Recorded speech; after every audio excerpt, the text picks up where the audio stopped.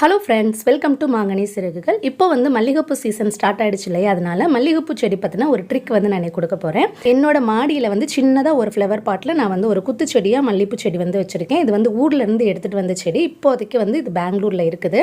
இந்த குட்டி செடியில் வந்து இவ்வளோ மொட்டுக்கள் வந்து எப்படி வந்திருக்கு அப்படி தான் நம்ம வந்து பார்க்க போகிறோம்.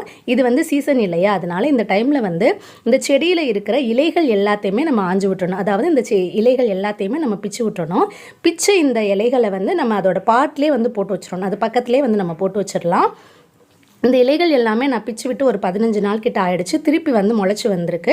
நம்ம பிச்சு விட்ட இடத்துல எல்லாமே புதுசாக அரும்புகள் வர ஆரம்பிக்கும், புதுசாக கிளைகள் வர ஆரம்பிக்கும். அதுலேருந்து வந்து மொட்டுக்கள் வந்து நமக்கு நிறைய கிடைக்கும். ஸோ நான் அப்படி தான் வந்து பிச்சு விட்டேன். அதனால எனக்கு நிறைய மொட்டுக்கள் இருக்குது. அதனால் நீங்களும் உங்கள் வீட்டில் மல்லிகைப்பூ செடி இருந்து பூக்காமல் இருந்துச்சு அப்படின்னா அதோட இலைகளை வந்து இந்த மாதிரி பிச்சு விட்டிங்கன்னா 1 வீக்லேயே வந்து உங்களுக்கு நிறைய அரும்பு வர ஆரம்பிச்சிடும். கண்டிப்பாக வந்து இதை நீங்கள் ட்ரை பண்ணி பாருங்கள்.